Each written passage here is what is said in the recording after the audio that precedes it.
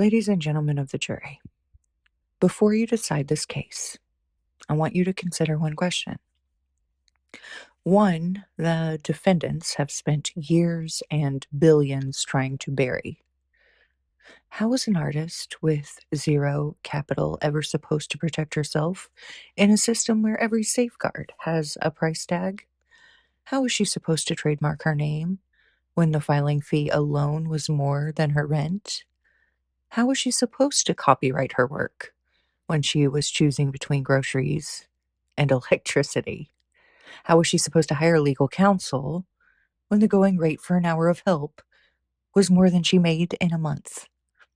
And while she was struggling to survive, the marketplace she was told to compete in demanded something else: visibility, influence, numbers. But influence isn't free. Creators, desperate to be seen, desperate to be taken seriously, spend money they don't have on bots, fake likes, fake subscribers, not to deceive, but to survive, because the platforms told them that numbers equal worth, worth that can be bought, worth that the wealthy can manufacture overnight. So tell me, how does an artist with zero capital stand a chance in a world where even being visible requires money she doesn't have? Now, the defense wants you to believe she agreed to all of this, that she clicked "I accept," and therefore she consented to being stripped of her rights, her labor, and her livelihood. So let's talk about that. Let's talk about the so-called user agreement.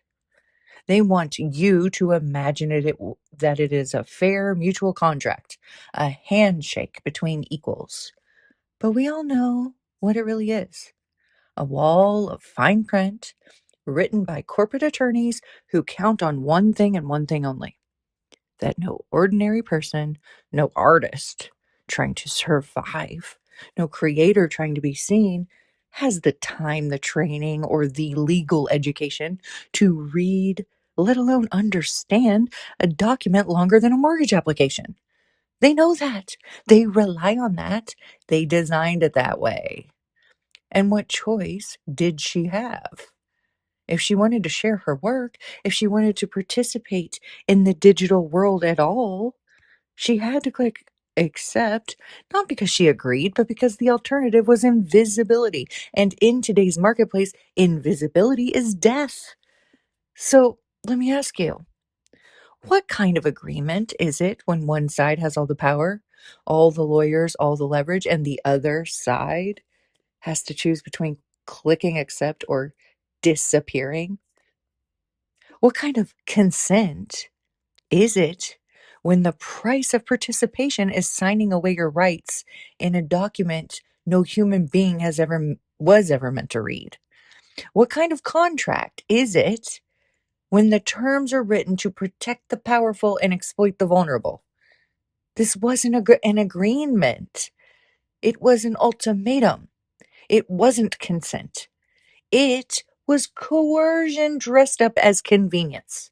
And no amount of fine print, no matter how small, no matter how buried, gives them the right to take what they took. This case isn't about technology. It's not about innovation. It's not about future. It's about choice.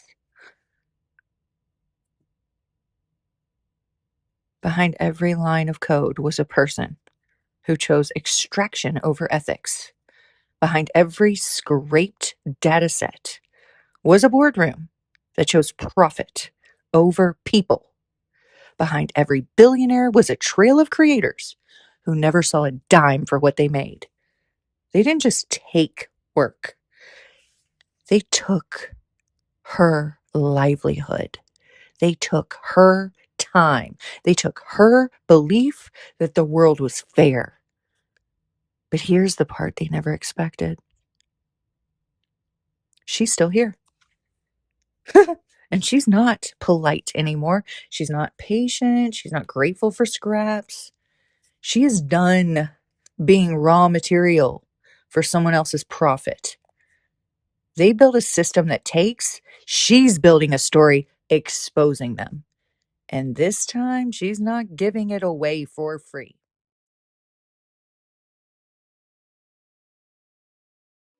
Unlock your limitless potential.